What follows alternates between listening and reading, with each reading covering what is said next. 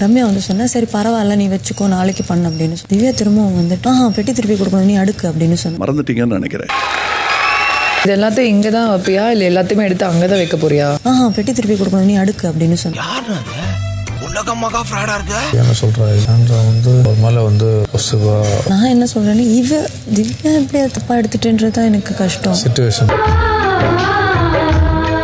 ஐபேக்கோ டாஸ்க்ல நான் வந்து திவ்யா ஐஸ்கிரீம் கொடுக்க சொன்னது வெளியில வந்து தப்பா வந்திருக்குமோ. நீங்க என்ன சார் சொன்னீங்க? திவ்யா எப்படி தப்பா எடுத்துட்டுன்றதுதான் எனக்கு கஷ்டம். இவனை புரிஞ்சிக்கிறவே முடியலையே முருகா. வணக்கம் my dear soulmates, welcome to Shafi zone. நான் உங்க ஷஃபி அண்ட் இன்னைக்கு நம்ம பார்க்க போறது பிக் பாஸ் சீசன் 9 உடைய டே 102 அண்ட் எபிசோட் 103 ஓட ரிவ்யூ தான். அண்ட் இன்னைக்கு பொங்கல் ஸ்பெஷல் அப்படிங்கிறதுனால காலங்காத்தாலே வேக்கப் சாங்க்கு வந்து பொக்கிரி பொங்கல் அப்படிங்கிற பாட்டை வந்து போட்டு விட்டாங்க. எல்லாரும் போயிட்டு பயங்கரமான டான்ஸ்லாம் ஆடி பிடிச்சாங்க. அண்ட் இப்போதைக்கு இந்த வீட்டில் இருக்கிற எல்லாருக்குமே இருக்கக்கூடிய ஒரே ஒரு என்டர்டைன்மெண்ட்னா அது வேற யாரும் கிடையாது, நம்ம தர்பீஸ் தான் இல்லையா? அதனால பாரபட்சமே பார்க்கறது கிடையாது. எல்லாருமே சுற்றி வளைச்சு போட்டு தர்பீஸை தான் அடிக்க ஆரம்பிக்கிறாங்க. காலையிலேயே அந்த மனுஷன் சைக்கிள் எடுத்து ரவுண்ட் அடிக்கிறேன் அப்படிங்கிற மாதிரி அடிச்சுட்டு இருந்தாப்புல அதே வச்சு பயங்கரமா செஞ்சுட்டு இருந்தாங்க. பொங்கல் அன்னைக்கு தர்பூசணியில கற்பூரம் ஏத்திட்டு போறோம். இந்த தர்பீஸ் இந்த வீட்டில் இருக்கிற வரைக்கும் தர்பீஸ் தான் முழுக்க முழுக்க கண்டென்ட் அப்படிங்கிற மாதிரி இந்த தர்பீஸ் ஆகும்னா நான் ஒரு ஹீரோ மெட்டீரியல் நான் ஹீரோ ஆகிறதுக்கு ட்ரை பண்றேமா அப்படிங்கிற மாதிரிலாம் வாய்க்கிலேயே பேசுவாரே தவிர்த்து அதுக்கேற்ற மாதிரி எங்கேயாச்சும் நடந்து போறான்னு சொல்லி கேட்டா சத்தியமா கிடையாது. அதாவது இந்த வீட்டில் சண்டை போடலாம் வேணான்னு சொல்ல, ஆனா எதுக்கெல்லாம் சண்டை போடணும்ன்ற விவசாயம் இருக்குதா இல்லையா? பாலுக்கு முட்டைக்குன்னு சொல்லிட்டு எல்லாத்துக்கும் சண்டை, திங்கிற ஐட்டத்துக்கு தான் மேக்சிமம் சண்டையே போடுறது. இப்போ கூட ரம்யா வந்து பாலெல்லாம் எடுத்து ஒளிச்சு வச்சுக்கிறாங்கம்மா, சாப்பாடு விஷயத்தில் இது மாதிரிலாம் பண்ணக்கூடாதுமா, காலையில் எஞ்சி உடனே பாலை குடிச்சிட்டு வேண்டிகளுக்குலாம் கொடுத்துட்றாங்கம்மா, இப்போ எனக்கு பால் கிடைக்க மாட்டேதுமா, நான் என்னமா பண்றது அப்படிங்கிற மாதிரி சாண்ட்ரா கிட்டையும் பிரஜன் கிட்டையும் போய் புலம்பிட்டு இருந்தாப்ல. சரி ரைட், ஏதோ மன உளைச்சல்ல மனுஷன் வந்து புலம்பிட்டு இருக்காரு. ஃபர்ஸ்ட் டைமா சாண்ட்ரா கிட்டையும் பிரஜன் கிட்டையும் தான் சொல்றாரு போலன்னு சொல்லி பார்த்தா இதுக்கு முன்னாடி வீட்டில் இருக்கிற 50 பேர்ட்டையும் புலம்பிட்டு கடைசி ஸ்டாப்பிங்காக தான் சாண்ட்ரா பிரஜன் கிட்டே வந்திருக்காரு போல இருக்கு. அதை ரம்யா பார்த்து அங்கேயிருந்து கிளம்பி வந்து என்ன நானும் பார்த்துக்கிட்டே இருக்கேன், வீட்டில் இருக்கிற 50 பேர் போயிட்டு இதே கம்ப்ளைண்டா சொல்லிட்டு இருக்கேன் அப்படிங்கிற மாதிரி அவங்க வந்து கேட்கறாங்க. அங்க போய் கம்ப்ளைண்ட் சொல்றீங்க, நீ எங்க போனாலும் போய் கம்ப்ளைண்ட் சொன்னதெல்லாம் நான் கவலையே படல. இப்போ கூட ரம்யா அங்கேயிருந்து வந்து பேசுறதெல்லாம் கொஞ்சம் கூட காதலே வாங்கிக்காம நான் உண்டு என் கம்ப்ளைண்ட் உண்டு அப்படிங்கிற மாதிரி தர்பீஸ் பாட்டு பேசிக்கிட்டே தான் இருக்காப்ல. அன்னைக்கு கூட அப்படிதாம்மா, நான் வந்து கூட்டு கேட்டோமா எனக்கு வைக்காம மற்றவங்களுக்குலாம் நிறைய வைக்கிறாங்கம்மா, எனக்கு மட்டும் கண்ணை காட்டுறாங்கம்மா அப்படிங்கிற மாதிரிலாம் பேசிட்டு இருந்தாப்ல. பிரச்சனை முடிஞ்ச அளவுக்கு இதெல்லாம் ஒரு பெரிய பிரச்சனையே இல்லைங்க, விட்டுருங்க, இன்னும் 2 நாள் தாங்க கிளம்பி போயிருவோங்க அப்படிங்கிற மாதிரி சொல்றாப்ல. அதெல்லாம் விட மாட்டேன்னு சொல்லிட்டு பேசிக்கிட்டே இருந்தாப்ல. உடனே ரம்யா வந்து ஆமாமா இவர் மட்டும் தான் நல்லவர் அப்படிங்கிற மாதிரி சொன்னா, ஆமா நீ ரொம்ப நல்லவதான் அப்படிங்கிற மாதிரி மாறி மாறி பேசிட்டு இருந்தாங்க. இதுல கடைசியில் சும்மா இருந்த கலையெல்லாம் வந்து இழுத்து விட்டாப்ல தான், இவனுக்கு கூட அந்த மாதிரி தான் தோடிச்சு அப்படின்னு சொல்லிட்டு. இத்தனைக்கும் கலையரசன் ஸ்டார்டிங்ல வந்து தர்பீஸுக்கு சப்போர்ட் பண்ணி தான் பேசினாப்ல. ஆனா ரம்யா முன்னாடி வந்து நின்ற உடனே நான் அப்படிலாம் சொல்லல, அன்னைக்கு அப்படி பார்த்தனா அதை சொன்னேன் அப்படிங்கிற மாதிரிலாம் சமாளிச்சுக்கிட்டு இருந்தாப்ல. சரி ஓகேன்னு சொல்லிட்டு ரம்யா கிளம்பி போயிட்டாங்க. உடனே அங்கேருந்து திவ்யா வந்து நான் தான் உங்ககிட்ட சொன்னேன்ல அந்த தர்பீஸ் கிட்டலாம் போய் பேசாத, அவன் ஒரு பைத்தியம் அப்படின்னு சொல்லிட்டு அதை மீறி ஏன் போய் பேசிக்கிட்டு இருக்கேன் அப்படிங்கிற மாதிரி கேட்டதுக்கு இல்ல இல்ல ஒருத்தர் 2 பேர்னா பரவாயில்ல எல்லாத்தையும் போயிட்டு தான் அவன் தான் நல்லவன் மாதிரி பேசிக்கிட்டு இருக்கான் அப்படிங்கிற மாதிரி சொன்ன உடனே திவ்யா சொல்றாங்க நீ சொல்லி அவனை பொங்க பானையில போட்டு ஒரே அவனுக்கு அமுக்கி விட்டுறேன் அப்படிங்கிற மாதிரி சொல்லிட்டு இருந்தாங்க. தர்பீஸ்க்கு கரெக்டான ஆள் வேற யாரும் கிடையாது, திவ்யா தான் போல இருக்கு. சொல்லு நீங்க பொங்கல் பானையில வச்சு அமைக்கிறதால அதுக்கப்புறமா பொங்கல் செலிப்ரேஷனுக்காக எல்லாருமா சேர்ந்து பொங்கல் வைக்கலாம் அப்படிங்கிற மாதிரிலாம் கிளம்பி வந்திருந்தாங்க. இதுல வியனா பாத்தீங்கன்னா நான் பெரிய ஆர்டிஸ்ட் இல்ல, நான் பயங்கரமா வரைவேன்ல அப்படிங்கிற பேர்ல கோலமாவை வச்சு ஏதோ ஒன்று வரைஞ்சி வச்சிருந்தாங்க. கடத்துல உத்து பார்த்தா அது பூனையா இல்ல வந்து ஆடா இல்ல நாயா என்னன்னே தெரியலன்னு சொல்லி கன்ஃபியூஸ் ஆயிருந்தா வியனா சொல்றாங்க இதுதான் மாடுன்னு. அதை பார்த்து கானா வினோத் இது மாடா, வாடா வரைய சொன்னா வாட்டர் மெலான் ஸ்டார் வரைஞ்சி வச்சிருக்கேன் அப்படிங்கிற மாதிரி கவுண்டர் போட்டு விட்டாப்ல. அங்க இருக்கவங்களாம் சிரிக்க ஆரம்பிச்சிட்டாங்களா. உடனே வாட்டர் மெலான் ஸ்டாருக்கு இன்சல்ட் ஆகி போச்சு. ஏன்னா அந்த மனுஷன் தான் ஹீரோ ஆச்சு, ஹீரோ ஆகிறதுக்கு ட்ரை பண்ணிட்டு இருக்காருல, அவர் வச்சு காமெடி பண்றது அப்படின்னு சொல்லிட்டு அந்த மனுஷன் இவர் வந்து கானா வினோத் இல்ல இவர் காக்கா வினோத் அப்படின்னு சொல்லிட்டு அவரு கவுண்டர் போறாராம். கானா வினோத் கேள்விப்பட்டிருக்கீங்க? அப்புறமா கானா வினோத் பாட்டு பாட அந்த பாட்டு அங்க இருக்கிற ஹவுஸ் மேட்ஸ் எல்லாரும் திரும்பி பாட அப்படிங்கிற மாதிரி பாடினாங்க. அதுக்கப்புறம் பொங்கல்லாம் அப்படி பொங்கி வந்ததுக்கு அப்புறமா பொங்கலோ பொங்கல் அப்படிங்கிற மாதிரி எல்லாருமா கத்தி பொங்கல் செலிப்ரேஷன்லாம் பண்ணிட்டு அந்த பொங்கல்ல ஒரு 1/2 கிலோ பொங்கல் எடுத்து தர்பீஸ் நல்லா வயிறு முழுக்க தின்னுட்டு போய் கொரட்டை விட்டு தூங்க ஆரம்பிச்சிட்டாப்ல.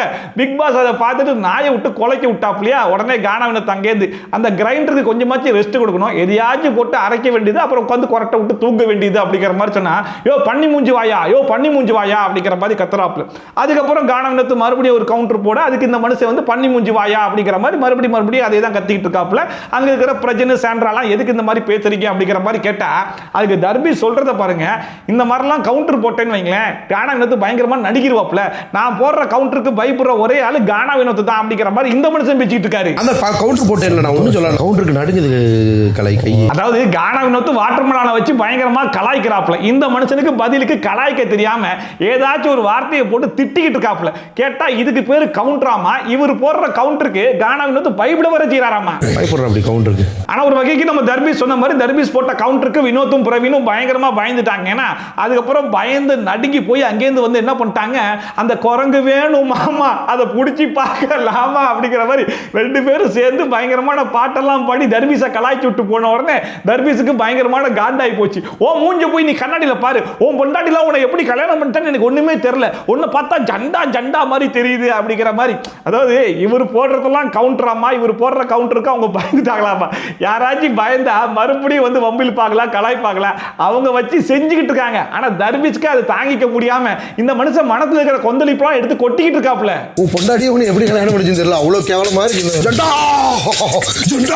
கானா வினோத்தும் பிரவீனும் தர்பீஸை பிடிச்சி வம்பு இழுக்கிறாங்க, அந்த மனுஷனை கலாய்ச்சிட்டு இருக்காங்க. அப்படின்னா தர்பீஸ் பதிலுக்கு கலாய்ச்சா பரவாயில்ல, அந்த மனுஷன் என்ன பண்றாப்ல, கலாய்க்க முடியல அப்படின்னு சொல்லிட்டு பிரவீனுடைய வாழ்க்கையெல்லாம் எடுத்து வந்து பேசுறாப்ல, அவருடைய பர்சனல்லாம் கொண்டு வந்து பேசிட்டு இருக்காப்ல. பிரவீன் ராஜ் வந்து கடந்து வந்த பாதையில சொல்லியிருப்பார் இல்லையா, நான் ஒரு பயங்கரமான சந்தேக பிராணி, என் ஒய்ஃபை கூட நான் சந்தேகப்பட்டிருப்பேன், அதை மீறி என் ஒய்ஃபை சப்போர்ட் பண்ணி எனக்கு கல்யாணம் எல்லாம் பண்ணிக்கிட்டா அப்படின்னு சொல்லிட்டு அந்த மேட்டர்லாம் ஞாபகம் வச்சு அதெல்லாம் கொண்டு வந்து சொல்லிக்கிட்டு இருக்காப்ல. நீ உன் ஒய்ஃபே சந்தேகப்பட்டோம் தானே, நீ ஒரு சந்தேக பிராணியாச்சே, உன்னெல்லாம் எப்படி தான் ஒய்ஃப் கல்யாணம் பண்ணானே எனக்கு ஒன்றும் தெரியலையே அப்படிங்கிற மாதிரி எல்லாத்தையும் எடுத்து பேசிட்டு இருக்காப்ல. உன்னுடைய இன்னும் பர்சனல்லாம் சொல்லட்டுமா அப்படிங்கிற மாதிரிலாம் போன உடனே அங்க இருக்கிற எல்லாருமே ஒரு மாதிரி ஸ்டாப் பண்ண ஆரம்பிச்சிட்டாங்க. விக்ரம்லாம் வந்து சொல்ல ஆரம்பிச்சாப்ல, ரெண்டு பேரும் மாறி மாறி பர்சனல் சொல்லவான்ற மாதிரிலாம் பேசுறீங்க, அதெல்லாம் பார்க்கும்போது எங்களுக்கு ரொம்ப அன்கம்ஃபர்டபுளா இருக்கு, இது இங்கே ஸ்டாப் பண்ணுங்க அப்படிங்கிற மாதிரி சொன்னாலுமே கடைசி வரைக்கும் ரெண்டு பேரும் ஒரு சின்ன கேப் விடுறாங்க. அதுக்கப்புறம் மறுபடியும் யாராச்சும் ஒருத்தர் ஆரம்பிச்சா மறுபடியும் ஆரம்பிச்சிடுறாங்க. பிரவீன் ராஜ் மறுபடியும் குரங்கு பொம்மைன்ற பாட்டை பாடுறாப்ல. இந்த மனுஷன் மறுபடியும் நீ உன் பொண்டாட்டிலாம் எப்படிதான் உனக்கு கல்யாணம் பண்ணிச்சுன்னு தெரியல, உன் பொண்டாட்டியே நீ சந்தேகப்பட்டதானே செஞ்ச அப்படின்னு சொல்லிட்டு அதே மேட்டர் ரிப்பீட்ல போட்டு அடிச்சிட்டு இருக்காப்ல. அதுக்கப்புறமா ஓகே பிரச்சனை எல்லாம் முடிஞ்சு போச்சு, ரெண்டு பேரும் தனித்தனியா போயிட்டாங்க. அதுக்கப்புறம் பிரவீன் வந்து கலைக்குன்னு ஒரு சின்ன மதிப்பு இருக்கணும்ல, அந்த எல்லாம் பார்த்தா கலைக்கு மதிப்பு கொடுக்குற மாதிரியா தெரியுது அப்படிங்கிற மாதிரி ஆதரை கிட்ட பேசிட்டு இருந்தாப்ல. உடனே அங்கேருந்து தர்பீஸ் வந்துருச்சு, நீ ஒரு நல்ல ஆம்பளையா இருந்தா, தைரியமான ஆம்பளையா இருந்தா இப்போ பேசுறா பாப்பா அப்படிங்கிற மாதிரி ஆரம்பிச்சாப்ல. அப்ப ஆதரே சொன்னாங்க, எதுக்கு தேவையில்லாம வார்த்தையெல்லாம் ஒரு எதுக்கு இப்படி பேசிட்டு இருக்கீங்கன்னு சொல்லி கேட்டா, இல்லம்மா அவன் தான் லிமிட் கிராஸ் பண்ணி பேசிக்கிட்டு இருக்கான் அப்படிங்கிற மாதிரி தர்பீஸ் ஒரு பக்கம் சொல்லிட்டு இருந்தாப்ல. அதுக்கப்புறம் மறுபடியும் சொன்ன மாதிரி பழைய மேட்டருக்கே போயிட்டாங்க. அவர் வந்து குரங்கு பொம்மைன்ற மாதிரி பாட்டு பாட, அதுக்கு இந்த மனுஷன் வந்துட்டு நீ தான் உன் பொண்டாட்டியே சந்தேகப்பட்டவனாச்சே, உன் பொண்டாட்டி எப்படி உனக்கு கல்யாணம் பண்ணிச்சுன்னு தெரியல அப்படிங்கிற மாதிரி ரெண்டு பேரும் மாறி மாறி அதே பேச ஆரம்பிச்சிட்டாங்க. ஆதரையும் முடிஞ்ச அளவுக்கு பேசி சமாதானப்படுத்துறதுக்கு ட்ரை பண்ணாங்க. ஆனா கடைசி வரைக்கும் சமாதானப்படுத்த முடியலன்னு சொல்லிட்டு பிரவீன் ராஜ் சொல்லிட்டாப்ல, விட்டு நீ எதுவும் பேசாத, அந்த ஆள் மட்டும் பேசிட்டு போட்டோம் அப்படிங்கிற மாதிரி சொல்லிட்டு இருக்க போறது 4 நாள் தான், கொஞ்சமாச்சும் அமைதியா இருக்கடா அப்படிங்கிற மாதிரி சொல்லி இந்த பிரச்சனைக்கு ஒரு முற்றுப்புள்ளி வச்சு விட்டாங்க. ஒரு பக்கம் கானா வினோத்தும் பிரவீனும் சும்மா இருக்காம அந்த மனுஷனை வச்சு ஃபன் பண்றோம், வம்பு இழுக்கிறோம் அப்படிங்கிற பேர்ல போயிட்டு ஏதாச்சும் பண்ணி விட்டுறாங்க. அந்த மனுஷனை பாருங்க, பதிலுக்கு நானும் கலாய்க்கிறேன், நான் பயங்கரமா கவுண்டர் போடுறேன், நான் போடுற கவுண்டருக்குலாம் ரெண்டு பேரும் நடுங்கி போயிருவாங்க, பயந்து போயிருவாங்கன்ற மாதிரி இந்த மனுஷன் வந்து அவங்க ரெண்டு பேரையும் அசிங்கமா திட்டிக்கிட்டு இருக்காப்ல. அந்த மனுஷனுடைய பர்சனல் லைஃப் வரைக்கும் போய் அதெல்லாம் எடுத்து வந்து பேசிட்டு இருக்காப்ல. எவ்வளவு அநாகரிகமான ஒரு விஷயம். இதெல்லாம் பண்ணிட்டு கேட்டா இதுக்கு பேர் கவுண்டராமா, இவங்க ஒரு போடுற கவுண்டருக்கு அவங்க ரெண்டு பேரும் பயந்து நடுங்க வேற செய்யறாங்கன்ற மாதிரி நினைச்சிட்டு இருக்காப்ல. இந்த மனுஷனுக்கு என்ன பிரச்சனைன்னு சொல்லி கேட்டீங்கன்னா, அவங்க கலாய்க்கிறதெல்லாம் பிரச்சனை கிடையாது. ஆனா இப்போ இவர் வந்து ஒரு ஹீரோ மெட்டீரியல், வெளியே போய் ஹீரோவா நடிக்க போறாராமா. அப்படிப்பட்ட ஒரு ஹீரோ வச்சு காமெடி பண்றாங்களே, அதை தான் என்னால பொறுத்துக்க முடியல அப்படிங்கிற மாதிரி அந்த மனுஷன் கொந்தளிச்சிட்டு இருக்காப்ல. அதுலயும் மத்த நேரத்துல பேசினா வீக்கெண்ட் எபிசோட்ல கூப்பிட்டு வச்சு மீதி மீச்சு விட்டுருவாங்க. ஆனா இந்த வாட்டி செலிப்ரேஷன் ரவுண்டுக்காக தானே வீட்டுக்குள்ள வந்திருக்கோம். அது இல்லாம இந்த வாரம் வந்து பின்னாலே ரவுண்டு வேற. சோ கண்டிப்பா எதையும் கேள்வி கேட்க மாட்டாங்க, நம்ம இஷ்டத்துக்கு எதை வேணா பேசலாம் அப்படிங்கிறதுனால தான் அந்த வாட்டர்மெலன் இவ்வளவு தூரம் பேசிட்டு இருக்கு அப்படிங்கிறது மட்டும் நல்லாவே தெரியுது. டெய்லியும் பாருங்க, யாருக்கிட்டையாச்சும் வாங்கி கட்டிக்கிறதே ஒரு பொழப்பா வச்சிருக்கு இந்த தர்பீஸ். ஃபர்ஸ்ட் பாத்தீங்கன்னா திவ்யா கிட்ட வாங்கி கட்டினாப்ல, மறுபடியும் திவ்யா கிட்ட வாங்கி கட்டினாப்ல, இப்ப மறுபடியும் வந்து இவங்க ரெண்டு பேர்ட்டையும் சேர்த்து வாங்கி கட்டிக்கிறாப்ல. இந்த வீட்டை விட்டு வெளியே போறதுக்குள்ள தர்பீஸை பொளந்து நார் கிழிச்சு தான் வெளியே அனுப்புவாங்க போல இருக்கு. அப்புறமா இன்னைக்கு பொங்கல் ஸ்பெஷல் அப்படிங்கிறதுனால பிக் பாஸ் வந்து பொங்கல் சம்பந்தப்பட்ட சில இன்ட்ரெஸ்டிங்கான டாஸ்க்லாம் வைக்கலாம் அப்படின்னு சொல்லிட்டு மொத்தமா ஒரு 4 டீமா பிரிக்க சொன்னாப்ல. ஃபர்ஸ்ட் டாஸ்க்ல 3 டீம் தான் பார்ட்டிசிபேட் பண்ண போறாங்க, ஒரு டீம் ஜட்ஜா செயல்பட போறீங்க அப்படிங்கிற மாதிரி சொல்லிட்டு என்ன டாஸ்க்னு சொல்லி கேட்டா கோலம் போட போறீங்க, கோலத்துல மாடு இருக்கணும், அவ்வளவுதான் ரூல் அப்படிங்கிற மாதிரி சொல்லிட்டு கோலத்தை போட சொல்லிட்டாப்ல. அந்த கோலம் போடும்போது கூட பாத்தீங்க அப்படின்னா வினோத் டீம் வந்து கோலம் போட்டுட்டு இருக்காங்க, ஆப்போசிட்லயே நம்ம தர்பீஸ் பீட் பேக்க போட்டு படுத்து கிடக்குறாப்ல. இந்த கானா வினோத் என்ன பண்ணாப்ல, தர்பீஸை பார்த்து அந்த கோலத்தை போட்டுட்டு இருந்தாப்புல. அண்ட் கடைசியா வந்து ஜட்ஜஸ் வந்து என்ன மாடு இப்படி இருக்குன்னு சொல்லி கேட்டா அது எங்க தப்பு கிடையாதுங்க, ஆப்போசிட்ல இருந்த மாடு எங்களுக்கு ஒழுங்கா ஒத்துழைப்பு கொடுக்கல, அது இப்படி ஆடுது அப்படி ஆடுது, கை காலெல்லாம் தூக்குது, அது ஆடிக்கிட்டே இருந்துச்சா, அதனாலதான் எங்க மாடும் ஆடி போச்சு அப்படிங்கிற மாதிரி அப்பயும் போட்டு கலாய்க்கிறாப்புல. உடனே தர்பீஸ் இவர் தான் காக்கா வினோத்துனோடனே அங்க இருக்கிற சபரிலாம் பாரு, அவர் வந்து ஆப்போசிட்ல ஒரு மாடு இருந்துச்சு தான் சொன்னாரு. எந்த இடத்துலயாச்சும் வாட்டர் மெலான்னு தர்பீஸ் திவாகரன் யூஸ் பண்ணாரா? இல்ல அப்படி யூஸ் பண்ணா நானே சட்டையை பிடிச்சி கேட்கிறேன் அப்படின்னு சொல்லிட்டு பேரையே யூஸ் பண்ணாம தர்பீஸை போட்டு சிறப்பா செஞ்சு விட்டாப்புல வினோத். இந்த மாடு ஒரு இடமா உட்காரல சார், வேற வினோத் அந்த மாடு கொய்யா பழுத்தி அதே பார்த்து எங்களால பண்ண முடியல சார். அண்ட் ஈவன் ஜட்ஜஸ் டீம்ல இருக்கக்கூடிய கனி கூட தர்பீஸை விட்டு வைக்கலையே. அதாவது இவ்வளவு ஸ்ட்ரகிளுக்கு நடுவில் நீங்க இந்த மாடை வரைஞ்சிருக்கீங்க, அந்த மாடு உங்களுக்கு ஒத்துழைப்பே கொடுக்கல, அதை மீறி நீங்க வரைஞ்சிக்க பாத்தீங்களா, அதனால உங்க மாட்டுக்கு நாங்க பிரைஸ் கொடுக்கணும்னு தோணுது. பட் இருந்தாலும் உங்களுக்கு பக்கத்து டீம் இருக்காங்க பாத்தீங்களா, கலை திவ்யா, அவங்க உங்களோட கொஞ்சம் பெட்டரா வரைஞ்சிருக்கிறதுனால அந்த டீம் தான் வின்னர் அப்படிங்கிற மாதிரி கலை அண்ட் திவ்யா வியானா இவங்க எல்லாம் இருந்தாங்க. சோ அந்த டீம் தான் வின்னர்ன்ற மாதிரி அனௌன்ஸ் பண்ணிட்டாங்க. அண்ட் ரெண்டாவது டாஸ்கா கயிறு இழுக்கும் போட்டி தான் வச்சிருந்தாங்க. இதுல பாத்தீங்கன்னா ஒரே டீம்ல நம்ம பிரவீன் ராஜும் விக்ரமும் வந்ததுனால இவங்க ரெண்டு பேரையும் யாராலையும் இழுக்க முடியல. அவங்க ரெண்டு பேரும் சேர்ந்து அம்புட்டு டீமையும் தொப்புக்குடி ஈஸியா இழுத்து போட்டே இருந்தாங்க. ஈவன் ஃபைனல் ரவுண்ட்ல கூட பாத்தீங்கன்னா சபரி டீமை ஃபர்ஸ்ட் இழுத்து போட்டு வின் பண்ணிட்டாங்க. அதுக்கப்புறம் இல்ல இது செல்லாது அப்படிங்கிற மாதிரி சொல்லிட்டு ரீகேம் கேட்டும்போது இவங்க பிடிச்சி இழுத்தாங்க பாருங்க, அவங்க எல்லாருக்குமே கயிறு வலிக்கிருச்சு, அதாவது கயிறு மட்டும் கையோட வந்துருச்சு அப்படிங்கிறதுனால சபரி டீம் தான் வின்னர் அப்படிங்கிற மாதிரி அனௌன்ஸ் பண்ணிட்டாங்க. அப்ப கூட பாருங்க செலிப்ரேஷனுக்காக நம்ம தர்பீஸ் நடிப்பு அரக்கண்டா அப்படிங்கிற மாதிரி கத்திட்டு இருந்தாப்ல. சொந்த டீம் கூட பார்க்காம சபரி அடுத்து பானை உடைக்கிற ரவுண்ட் வைங்க, இந்த தர்பீஸை போட்டு உடைக்கிறோம் அப்படிங்கிற மாதிரி அந்த மனுஷனே கலாய்ச்சாப்ல. வழக்கமாவே நம்ம தர்பீஸ் சபரி தான் நல்ல பையன் அப்படிங்கிற மாதிரி சர்டிபிகேட் கொடுத்துட்டாப்ல. கடத்துல சபரியே இறங்கி தர்பீஸ் அடிக்க ஆரம்பிச்சிட்டாப்ல. பானை உடைக்கும் போட்டி நடுவுல எல்லாரும் சுத்து யாரும் அடிக்கிறீங்களோ வந்தாண்டா. அப்புறமா இன்னைக்கு பொங்கல் ஸ்பெஷல் அப்படிங்கிறதுனால கிராமிய கலைஞர்கள்லாம் உள்ள வந்து டான்ஸ் ஆடுறாங்க. எல்லா கண்டஸ்டன்ஸ் களத்துல இறங்கி பயங்கரமான டான்ஸ்லாம் ஆடி முடிச்சாங்க. அண்ட் ஒன்ஸ் அவங்க வெளியே போனதுக்கு அப்புறமா நேத்து ஒரு படம் போட்டார் இல்லையா, அதே மாதிரி இன்னைக்கு ஒரு படம் போட போறேன் அப்படிங்கிற மாதிரி சொன்னாப்ல. இந்த படத்துடைய பேர் என்னன்னு சொல்லி கேட்டா ஃபன் அப்படிங்கிற மாதிரி சொன்னாப்ல.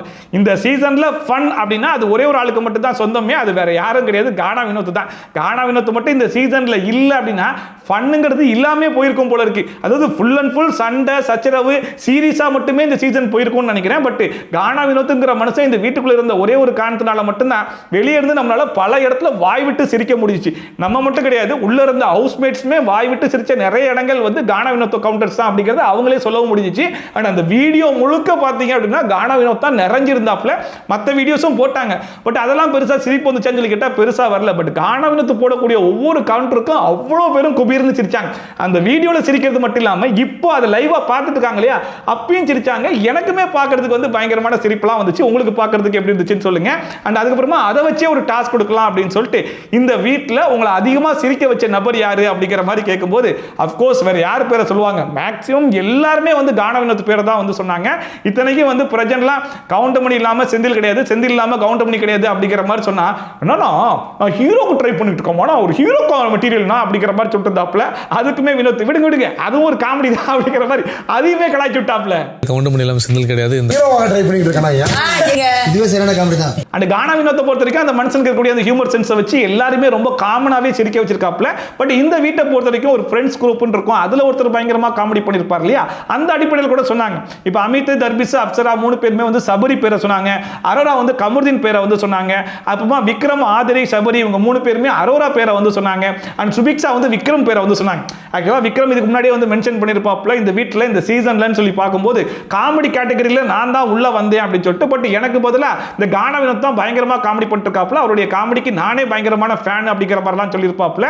ஸோ விக்ரமை யாரெல்லாம் சொல்ல போறா அப்படிங்கிற மாதிரி நம்ம ஆவலா காத்துக்கிட்டு இருக்கும் போது கடைசியில் சுபிக்ஷாவை தவிர்த்து வேறு யாருமே சொல்லல அப்படிங்கிறது தான் பெரிய சோகமே. ஏன்னா விக்ரம் ஒரு ஸ்டாண்ட் அப் காமெடியன். அண்ட் இந்த சீசனுக்குள்ள விக்ரம் அனுப்புனதுக்கான காரணமே ஃபன்னான எலமெண்ட்டை அந்த மனுஷன் வந்து கொடுக்க போறாரு அப்படின்னா கடைசியில் பார்த்தா நம்மளுக்கு ஃபன் வேலைக்காகல, அதனால சீரியஸா இறங்கிடுவோம் அப்படின்னு சொல்லிட்டு ஃபர்ஸ்ட் ஹாஃப்ல ஃபுல்லா ஃபன் ட்ரை பண்ணி பார்த்துட்டு பெருசா ஒர்க் அவுட் ஆகல, கானா வினோத் அதை ஓவர் டேக் பண்ணிட்டாருன்னு சொல்லிட்டு இந்த மனுஷன் ஃபுல் அண்ட் ஃபுல் சீரியஸ்ல இறங்குறதுனால அவருடைய பேரை பெருசா யாருமே மென்ஷன் பண்ணல. மென்ஷன் பண்ண ஒரே ஒரு ஆள் சுபிக்ஷா மட்டும் தான். அப்பலாம் நான் சோகமா இருக்கணும், அப்புறம் என்ன வந்து சிரிக்க வைக்கிறது வந்து விக்ரம் தான். இதுல வியனா சொன்னதெல்லாம் பயங்கர ஆச்சரியமா தான் இருந்துச்சு. அவங்க அவங்க என்ன சொன்னாங்கன்னா வீணா வந்து எஃப்ஜேயோட சேர்ந்து சுத்திட்டு இருந்தாங்க இல்லையா, அந்த 2 வாரம் வந்து அவங்க வீட்டில் வந்து ஷோ பார்க்கறதுக்கே பிடிக்காம இருந்தாங்களாம். பட் அதை மீறி அந்த ஷோ பார்த்ததுக்கான ஒரே ஒரு காரணம் வந்து கானாவினத்துடைய காமெடி மட்டும்தான். அதை நாங்கள் ரசிச்சு பார்ப்போம், அதுக்காக மட்டுமே நாங்கள் ஷோ பார்த்தோம் அப்படிங்கிற மாதிரி சொன்னாங்களாம். அதை கொண்டு வந்து வீணா இங்கே மென்ஷன் பண்ணிருந்தாங்க. நான் பண்றது அவங்களுக்கு பிடிக்காம இருந்திருக்கு.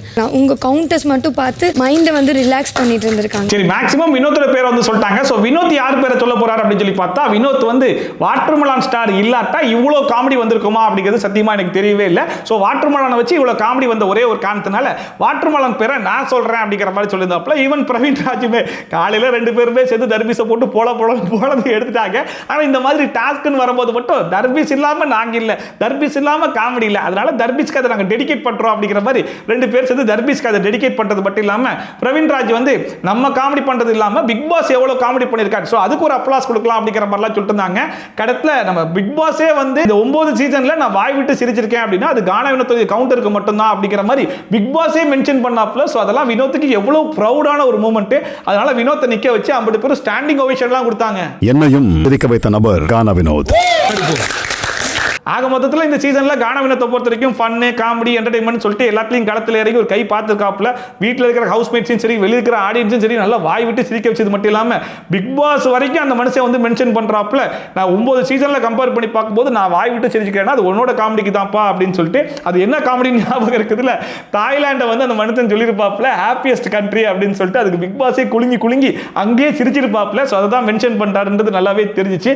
ஸோ இந்த அளவுக்கு எல்லாத்தையும் பண்ணிட்டு கடத்தில் டைட்டில் வாங்கிட்டு போக வேண்டிய மனுஷன் 18 லட்சம் ரூபாய் எடுத்து வெளியே போயிட்டாரே அப்படின்னு நினைக்கும் போது அது ஒரு சின்ன வருத்தமாக தான் இருக்குது. பட் இன்னொரு பக்கம் பார்த்தா இப்போ இவங்க பண்ற வேலைகள்லாம் இருக்கு இல்லையா, எல்லாருக்கும் மிஸ்டு காலை கட் பண்ணி அரோராக்கு மட்டும் மிஸ்டு காலை வை அப்படிங்கிற மாதிரி. ஸோ இதெல்லாம் வச்சு பார்க்கும்போது பின்னாலே ஸ்டேஜில் கானா வினோத்தை கொடுத்து நிப்பாட்டிட்டு யாரு கொடுக்கலாம், அரோராக்கே கொடுத்துடலாம் அப்படிங்கிற மாதிரி கொடுத்து விட்டாங்கன்னு வைங்களேன். கடத்துல பிம்பிளிக்கு பிலாப்பி ஆயிருமே. 18 லட்சம் ரூபாய் இந்த மனுஷன் கிடைக்காம போயிடுச்சு அப்படிங்கிற மாதிரி யோசிக்கிறதுக்கு இப்போ இந்த மனுஷன் எடுத்து போனது எவ்வளோ பரவாயில்ல அப்படிங்கிற மாதிரி சொல்லி மனசு தேத்திக்க வேண்டியதான். 9 சீசன்ல நான் சிரிச்சது அதுதான் முதல் முறை. ஒன்ஸ் இந்த டாஸ்க்லாம் முடிஞ்சதுக்கு அப்புறமா திவ்யா பாருங்க வாயை வச்சுட்டு சும்மா இருக்காம தர்பீஸ் கிட்ட போயிட்டு, தர்பீஸ் நீயே நாங்கள் அங்கே சிரிக்க வைக்க தான் செஞ்சிருக்கேன், அதை அங்கே மென்ஷன் பண்ணாம விட்டுட்டேன், அதனால தான் இங்கே சொல்கிறேன், இதுக்கு மேலே பேசுறதுக்கு ஒன்றும் இல்லை, 2 பேரும் பேசிக்க வேணாம், நான் கிளம்புறேன் அப்படிங்கிற மாதிரி திவ்யா கிளம்பிட்டாங்க. சரி ஓகே, நம்ம தர்பீஸ்க்கு கொஞ்சம் மான ரோசம்லாம் இருக்கத்தானே செய்யும், அதனால தேங்க்யூங்க அப்படிங்கிற மாதிரி சாதாரணமாக விட்டுருவான்னு சொல்லி பார்த்தா மறுபடியும் முதல்ல இருந்து ஆரம்பிக்கிறேன்னு சொல்லிட்டு திவ்யா பின்னாடி அலைய ஆரம்பிச்சிட்டான். என்னங்க ஹாய் சொல்ல மாட்டீங்களா, ஹலோ சொல்ல மாட்டீங்களா, பேசிக்கூடாதா அப்படிங்கிற மாதிரி போன உடனே திவ்யா பயா அப்படிங்கிற மாதிரி மறுபடியும் திட்டி விட்டதுக்கு அப்புறமா தான் இவன் யூட்டன் போட்டே வரான். அப்போ எப்பேற்பட்ட ஆளா இருக்கான் பாருங்க, இவெல்லாம் கடைசி வரைக்கும் திருந்துறதுக்கான வாய்ப்பே கிடையாது போல இருக்கு. எனக்கு என்ன ஆச்சரியமா இருக்குன்னா, யாராச்சும் ஒருத்தவங்க வந்து நம்மளை திட்டாலே நம்மளுக்கு வந்து ஒரு மாதிரி உடுத்திக்கிட்டே இருக்கும்ல, திவ்யாலாம் கிளின்னு கிழிச்சாங்க. இந்த பாரு இதுக்கப்புறம் அப்படி இப்படின்னு பேசுறவெல்லாம் வச்சுக்கிட்டேன்னா உன்னை கிழிச்சு தொங்க விட்டுருவேன், உன்னை அடிச்சுட்டு வீட்டை விட்டு கூட வெளியே போயிருவேன் அப்படிங்கிற அளவுக்கு எல்லாத்தையும் சொல்லிட்டாங்க. இதுக்கப்புறம் 2 பேரும் பேசிக்காதீங்கன்னு சபரி வந்து பஞ்சாயத்தெல்லாம் பண்ணி விட்டாப்புல. அவ்வளவு மானங்கட்டு போய் மறுபடியும் இந்த மனுஷன் பேசுறாருன்னா இந்த ஆளெல்லாம் என்ன சொல்றதுன்னே தெரியலங்க. நீ யாரு நான் யாரு பாஸ். ஹாய் ஹலோ ஏய் போ அந்த பக்கமா. ஆக்சுவலா இதோட 1 எபிசோட் வந்து முடிஞ்சு போச்சு. பட் இன்ட்ரெஸ்டிங்கான மேட்டர் எங்க இருந்துச்சுன்னு சொல்லி கேட்டீங்கன்னா அன்சீன்ல இருந்துச்சு. நம்ம நடிப்பு அறைக்கு வந்து பிரஜன் கிட்ட நான் ஏன் பொட்டி எடுக்கல அப்படிங்கிறதுக்கு ஒரு எக்ஸ்பிளனேஷன் வந்து கொடுத்துருப்பாங்க. அதை ஏன் இவங்க போடாம விட்டுட்டாங்கன்றது தெரியல. பட் இருந்தாலும் நம்ம அதை எக்ஸ்க்ளூசிவா தூக்கிட்டு வந்திருக்கோம். அது ரொம்ப இன்ட்ரெஸ்டிங்கா இருக்கும். சொல்றேன் கேளுங்க. சாண்ட்ரா உங்க மைக்க சரியா மாட்டுங்க. ஆக்சுவலா சாண்ட்ரா அவர்கள் ஏன் பொட்டி எடுக்கல அப்படிங்கிற விஷயத்தை 2 விதமா பார்க்கலாம். ஒன்னு நமக்கு தெரிஞ்ச கதை, இன்னொன்னு சாண்ட்ரா அவர்கள் இப்ப உருவாக்கி சொன்ன கதை அப்படின்னு சொல்லிட்டு. ஃபர்ஸ்ட் நமக்கு தெரிஞ்ச கதை என்னன்னு சொல்லி பாத்தீங்கன்னா, சாண்ட்ரா அந்த பொட்டி எடுக்கிற மைண்ட் செட்லயே இல்லாத மாதிரி தான் இருந்துச்சு. கடத்துல கானா வினோத் அந்த பொட்டி எடுத்துட்டு போயிட்டாப்ல. அண்ட் வந்து எவிக்ஷன் அப்போ சாண்ட்ரா எவிக்ட் ஆகி வெளியே வந்துட்டாங்க. ஈவன் விஜய் சேதுபதி ஸ்டேஜில் வச்சு கேட்கும்போது கூட பொட்டியை எடுக்கல, எனக்கு எடுக்கணும்னு தோணல சார் அப்படிங்கிற மாதிரி சொன்னாங்க. நீங்க வின் பண்ணுவீங்கன்னு நினைச்சீங்களான்னு சொல்லிட்டு ஆமான்னு சொன்னாங்க. ஆக்சுவலாக இந்த கார் டாஸ்க்ல மிதிச்சு கீழே விழுந்ததுக்கு அப்புறமா மக்களிடையே பயங்கரமான ஆதரவு வந்து கிடைக்க ஆரம்பிச்சிருச்சு. ஓட் பேங்கே நிறைஞ்சிருச்சு. குறிப்பா வந்து ஃபேமிலி, அதாவது ஃபேமிலி தான் 50 பேர் ஓட்டு போட்டு நம்மளை ஜெயிக்க வைக்க போறாங்க. அதனால டைட்டில் வாங்கிக்கிட்டு 50 லட்சம் ரூபாய் தூக்கிட்டு போயிடலாம் அப்படிங்கிற மைண்ட் செட்ல தான் சாண்ட்ரா இருந்தாங்க அப்படிங்கிற மாதிரி தான் நம்ம நினைச்சிட்டு இருந்தோம். ஆனா இப்போ சாண்ட்ரா வந்து பிரஜன் கிட்ட ஒரு புது கதை சொல்றாங்க. அது என்னன்னு சொல்லி கேட்டா, பொட்டியை எடுத்துட்டு போயிடலாம் அப்படிங்கிறதுக்காக தான் இவங்க வந்து கார்டன் ஏரியால பீன் பேக் போட்டு உட்கார்ந்துருந்தாங்களாமா. ஆனா இவங்க பொட்டி எடுக்காததுக்கு காரணம் யார் தெரியுமா? திவ்யாவா என்னங்க சொல்றீங்க, திவ்யா எப்படி காரணமாவாங்கன்னு சொல்லி கேட்டா அதுக்கு ஒரு கதை சொல்றாங்க. இந்த புலம்பல் டாஸ்க்னு ஒன்று வச்சாங்க தெரியுமா? அந்த புலம்பல் டாஸ்க்ல திவ்யா போயிட்டு காசை வாங்கிட்டு வந்திருப்பாங்க. அந்த காசை வந்து பொட்டிக்குள்ள போடுறதுக்கு முன்னாடி ஒரு பாட்டு பாடிட்டு போடுவேன் அப்படிங்கிற மாதிரி சொல்லியிருப்பாங்க. சரி என்ன பாட்டுன்னு சொல்லி கேட்டா நல்ல வாயன் சம்பாதிச்சதை நார வாயன் துண்ணுறான் அப்படிங்கிற மாதிரி சொல்லிட்டு அந்த காசை உள்ள போட்டிருப்பாங்க. அந்த பாட்டு பாடினது இவங்களுக்கு பயங்கரமா ஹிட் ஆகி அந்த சமயம் தான் இதுக்கப்புறம் நம்ம பொட்டியவே எடுக்கக்கூடாது அப்படிங்கிற மாதிரி இவங்க முடிவு பண்ணாங்களாமா. இவ வந்து அந்த காசை போட்டுட்டு நல்ல வாயம் சம்பாதிக்கிற நார வாயம் திங்கிறான்னு சொல்லி பயங்கர ஹர்ட் ஆயிடுச்சு. எனக்கு என்ன டவுட்னா, சரி ஓகே அவங்க அந்த பாட்டை பாடினாங்க, பட் அந்த பாட்டை உங்களை நோக்கி தான் பாடினாங்கன்னு சொல்லிட்டு உங்களுக்கு எப்படி தெரியும்னு சொல்லி கேட்டா அதுக்கு ஒரு கதை வச்சிருக்காங்க. அது என்னன்னா, வீட்டில் இருக்கிற எல்லாருமா சேர்ந்து சாண்ட்ரா தான் பொட்டி எடுத்துட்டு போறாங்கன்றது தெரிஞ்சு போச்சாமா. அதை அவங்க டிஸ்கஸும் பண்ணிட்டு இருந்தாங்களாமா. அந்த டிஸ்கஷனை வச்சுக்கிட்டு தான் சாண்ட்ரா எடுத்து போறதுக்கு முன்னாடி இந்த பாட்டை பாடுவோம், சாண்ட்ராவை அட்ராக்ட் பண்ணணும் அப்படிங்கிறதுக்காகவே திவ்யா பாடின பாட்டுன்ற மாதிரி சொல்லிட்டு இருக்காங்க. எப்படி கையை வைக்கிறது அப்படின்ற மாதிரி ஆயிடுச்சு எனக்கு. அதனால தான் நான் ரொம்ப டெஸ்ப் ஆகிட்டேன். ஆக்சுவலாக இப்போ சாண்ட்ரா சொல்கிற கதையெல்லாம் கேட்கும்போது எனக்கு என்ன தோணுச்சுன்னா, நம்ம சாண்ட்ராவை ரொம்ப அண்டர் எஸ்டிமேட் பண்ணிட்டோமோ அப்படிங்கிற மாதிரி தோணுச்சு. ஏன்னா நம்ம ரொம்ப சாதாரணமாக சின்னதாக நடிப்பு அரக்கி அப்படிங்கிற ஒரே பட்டத்தோடு நிப்பாட்டிட்டோம்.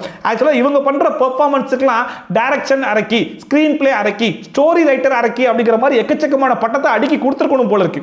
எனக்கு என்ன டவுட்னா, இப்போ சாண்ட்ரா இந்த வீட்டுக்குள்ளே இருந்தாங்க, பொட்டி டாஸ்க் நடக்கும் போதெல்லாம் பிரஜன் வந்து வெளியே தான் இருந்தாப்புல. யாராச்சும் எந்த ஒரு இடத்துலயாச்சும் சாண்ட்ரா அந்த பொட்டி எடுத்துட்டு போவாங்க அப்படிங்கிற மாதிரி பேசியிருக்காங்களா? யாருமே பேசல. அதை வந்து பிரஜன் வந்து வாயை திறந்து சொல்லியிருக்கலாம். சரி ஓகே, சாண்ட்ரா இந்த வீட்டை விட்டு வெளியே போகவே இல்லையா, எவிக்ட் ஆகி வெளியே போயிட்டு தானே உள்ள வந்திருக்காங்க. இவங்க வெளியே போய் இவங்கெல்லாம் பேசினதை நான் பார்த்தேன், அதை வச்சு தான் சொல்றேன் அப்படிங்கிற மாதிரி சொல்லியிருந்தா கூட பரவாயில்ல. எந்த ஒரு இடத்துலையும் யாரும் எதுவும் சொல்லவும் இல்லை, இவங்களும் இந்த எபிசோடும் பார்க்கல. அதெல்லாம் மீறி எப்படி இவ்வளோ அடிச்சு சொல்றாங்க, இவங்க எல்லாருமே நான் தான் பொட்டி எடுத்துட்டு போவேன்ற மாதிரி நினைச்சிருந்தாங்க. அதை வச்சு தான் திவ்யா அந்த பாட்டை பாடினா, அந்த பாட்டு ஹிட் ஆனதுனால தான் நான் எடுத்துட்டு போக கூடாதுன்னு டிசைட் பண்ணேன் அப்படிங்கிற மாதிரி இந்த புது கதையை உங்களால எப்படி தான் உருவாக்க முடியுதுன்னு சத்தியமா தெரியவே இல்லை. திவ்யா சொன்னதுல நான் ட்ரிகர் ஆகாம நான் யோசிச்சிருக்கணும் எனக்கு எந்த. ஸோ இந்த பொட்டி டாஸ்க் அப்படிங்கிறது ஒரு முதல் காமெடி அப்படின்னு சொல்லி பார்த்தீங்கன்னா, ரெண்டாவது காமெடிக்கு இப்போ வராங்க. இந்த ரெண்டாவது காமெடி என்ன அப்படின்னு சொல்லி பார்த்தீங்கன்னா, பிரஜன் வீட்டை விட்டு எவிக்ட் ஆகி வெளியே போனதுக்கு அப்புறமா சாண்ட்ரா எக்கச்சக்கமா வந்து பேசியிருப்பாங்க. ஈவன் பிரஜன் எவிக்ட் ஆகி வெளியே போகும்போது பிரஜன் கிட்டே சொல்லியிருப்பாங்க, நீ ஒரு தப்பு பண்ணிட்ட, நல்லா யோசிப்பார், நீ என்ன தப்பு பண்ணிருக்கின்றது உனக்கே தெரியும், நீ வெளியே போய் பாரு, அப்பதான் உனக்கு புரியும் அப்படிங்கிற மாதிரிலாம் சொல்லியிருப்பாங்க. அதுக்கப்புறம் அந்த நைட்டே வந்து திவ்யா கூட பயங்கரமான சண்டைலாம் போட்டிருப்பாங்க. அடுத்த நாள் பார்வதி கூட உட்கார்ந்து ஒரு சில விஷயங்கள் வந்து பேசியிருப்பாங்க. அந்த விஷயம் வந்து வெளியிருந்து பார்க்குற ஆடியன்ஸ்க்கே என்னடா இது, சாண்ட்ரா புருஷனையும் சந்தேகப்பட்டு பேசுறாங்க, அதுவும் திவ்யா கூட சேர்த்து வச்சுலாம் பேசுறாங்களே, திவ்யா இத்தனைக்கும் பிரச்சனை அண்ணா அண்ணா தானே கூப்பிட்டாங்க, எப்படி சாண்ட்ராவால் இப்படிலாம் பேச முடியுது அப்படிங்கிற மாதிரி எல்லாருமே பேசியிருப்பாங்க. ஈவன் பிரஜன் கிட்டேயே இன்டர்வியூல இந்த கேள்வியை கேட்கவும் செஞ்சாங்க. அதை மீறி இப்போ வந்து சாண்ட்ரா அதில் ஒரு புது உருட்டு ஒன்று உருட்டுறாங்க. அது என்னன்னு சொல்லி பார்த்தா, நம்ம அப்படியா பழகணும், நான் அப்படியா பார்த்தேன், உனக்கும் அவளுக்கும் ஒரே காஃபியை அவ கையில் கொடுத்து 2 பேரும் ஷேர் பண்ணி குடிங்கன்னு நானே சொல்லுவேனே, அதை மீறி எப்படி இவளால் இப்படி பேச முடியுது அப்படிங்கிற மாதிரிலாம் சொல்றாங்க. அண்ட் அதுக்கப்புறமா வந்து பார்த்தீங்க அப்படின்னா, இந்த ஐபாக்கோ டாஸ்க்ல வந்து இவங்க தான் வந்து திவ்யாக்கு கொடு அப்படிங்கிற மாதிரி சொல்லியிருப்பாங்க. அது வெளியே எதுவும் தப்பா போயிருக்குமோன்னு எனக்கு தோணுச்சு அப்படிங்கிறது இவங்களே சொல்றாங்க. அதாவது இவங்க மைண்ட்ல எந்த விதமான கள்ள கபடமும் இல்லை, நான் ரொம்ப கிளியரா தான் இருக்கேன் அப்படிங்கிற மாதிரி சொல்றாங்க. அப்படின்னா எதுக்கு அந்த ஐபாக்கோ டாஸ்க்ல நம்ம பண்ணது வந்து வெளியே தப்பா போகணும் இவங்க யோசிக்கணும், அங்கேயே இடிக்குதா? ஐபாக்கோ டாஸ்க்ல நான் வந்து திவ்யா ஐஸ்கிரீம் கொடுக்க சொன்னது வெளியில வந்து எப்படி வந்து தப்பா வந்திருக்குமோ. இதுல வர ரம்யா, வியானா, திவ்யா 3 பேரும் உட்கார்ந்து பேசிட்டு இருக்கும்போது வியானா வந்து திவ்யா கிட்ட சொல்லியிருப்பாங்க இல்லையா, சாண்ட்ராக்கு வந்து உங்க மேல கொஞ்சம் பொசசிவா கூட ஃபீல் ஆச்சு அப்படிங்கிற மாதிரி. அதெல்லாம் பிரஜன் வெளியே இருந்து பார்க்க தானே செஞ்சிருப்பாரு. அந்த மனுஷன் வந்து சொல்லிட்டு இருக்காப்ல, எப்படி எதுவுமே பார்க்காம வந்து இப்படி பேசிக்கிட்டு இருக்கா அப்படின்னு சொல்லிட்டு. வியானா அங்க பேசும்போதே கொஞ்சம் நல்லாவே மென்ஷன் பண்ணி சொல்லியிருப்பாங்க. சாண்ட்ரா வந்து மைக்கெல்லாம் கழட்டி வச்சுட்டு ட்ரெஸ்ஸிங் ரூம்ல கூட்டு போய் அழுதுருப்பாங்க. அந்த இடத்துல சில விஷயங்கள் வந்து கன்வே பண்ணிருக்காங்க போல இருக்கு. அங்க 2 பேருமே மைக்கு மாட்டல அப்படிங்கிறதுனால அவங்க 2 பேரும் என்ன பேசினாங்க அப்படிங்கிறது கிளியரா வெளியே வரல.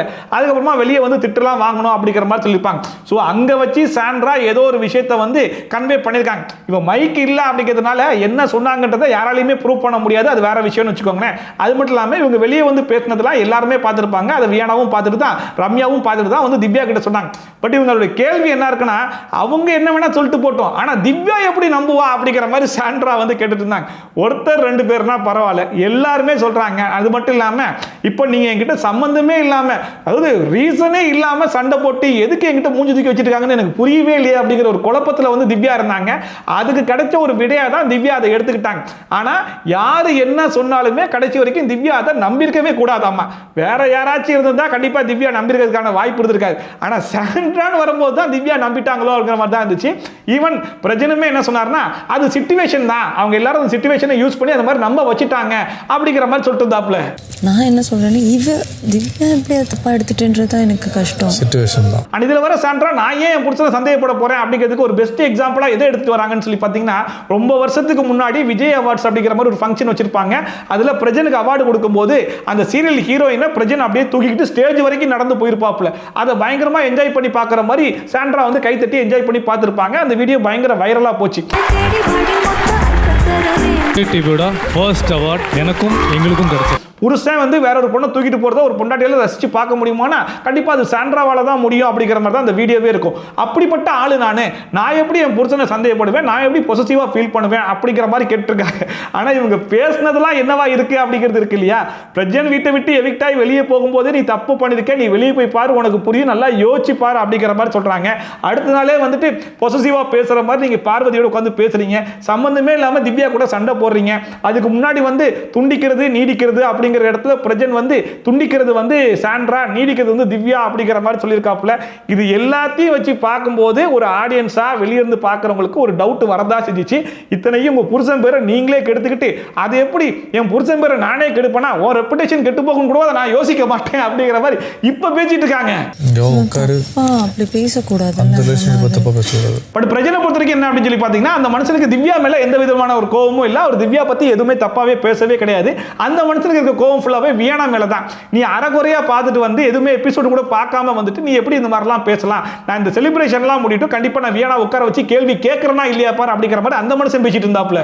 நான் சொல்லுவேன் இப்போ இந்த பொங்கல் முடியட்டும் கூப்பிட்டு கேட்பேன் போல. அண்ட் இந்த ரெண்டு காமெடி இல்லாமல் மூணாவது காமெடி அவங்க என்ன சொல்றாங்கன்னு சொல்லி பார்த்தீங்கன்னா, திவ்யாவை நான் ரொம்ப நல்லாவே புரிஞ்சு வச்சிருக்கேன், அவளுக்கு சின்னதவனா கூட பயங்கரமா ட்ரிகர் ஆகி சண்டை போடுவா, அதனால தான் அவகிட்ட பெருசா நான் எதுவுமே பேசிக்க மாட்டேன் அப்படிங்கிற மாதிரி இவங்க சொல்றாங்க.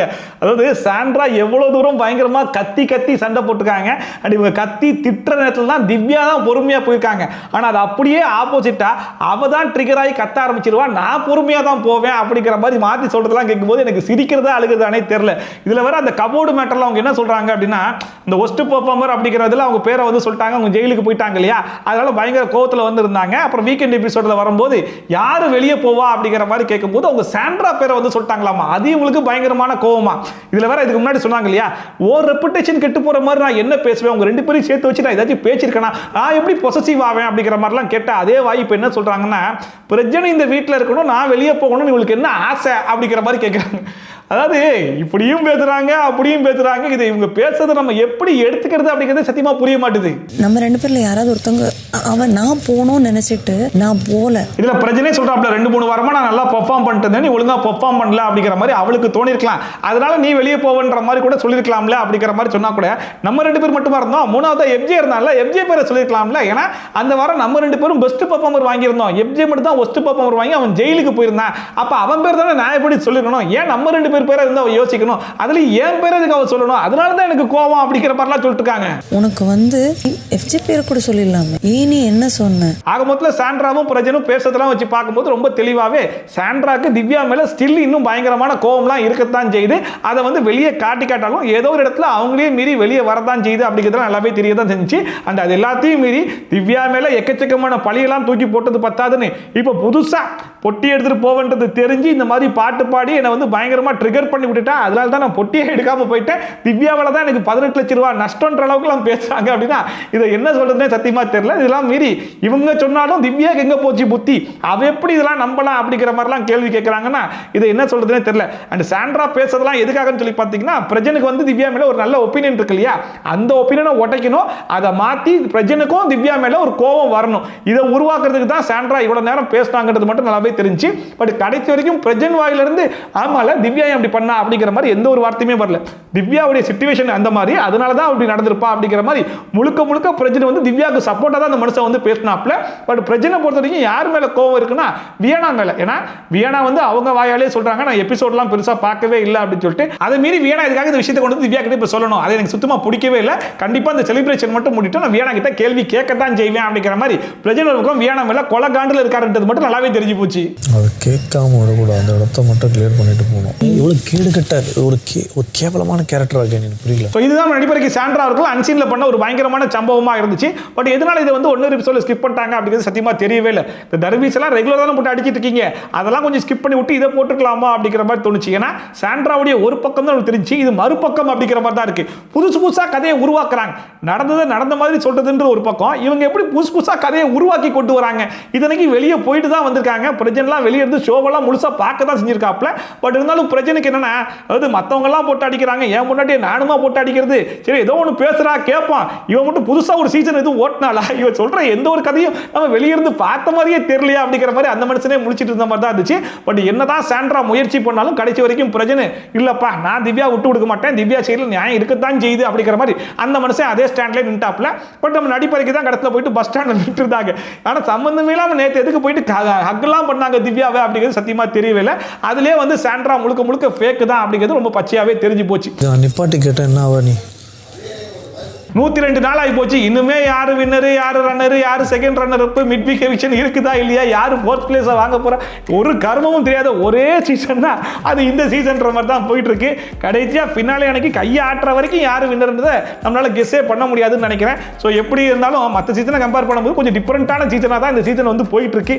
என்ன ஏதுங்கிறத ஒரு 3 நாள் வெயிட் பண்ணியே பார்த்து முடிச்சு விட்டுருவோம். இன்னைக்கு எபிசோட் பத்தின கருத்து என்ன அப்படிங்கிறத மறக்காம கமெண்ட் செக்ஷன்ல போட்டு விடுங்க. இதே மாதிரி ட்ரோல்ஸ் அண்ட் ரிவ்யூஸ்லாம் கண்டிப்பாக பார்க்கணும்னு வச்சிங்கன்னா மறக்காம சப்ஸ்கிரைப் பண்ணிட்டு பக்கத்தில் கூடிய பெல் ஐகான் டான் தட்டி விட்டீங்கன்னா நான் போடுற வீடியோ நோட்டிஃபிகேஷன் டான் டைமுக்கு வந்து சேர்ந்துடும். ஸோ மீடியம் மாதிரி சூப்பரான வீடியோட, சூப்பரான ரிவ்யூட, சூப்பரான ட்ரோலோட வந்து சந்திக்கலாம். சாப்பி டாடா பாய் அண்ட் டேக் கேர்.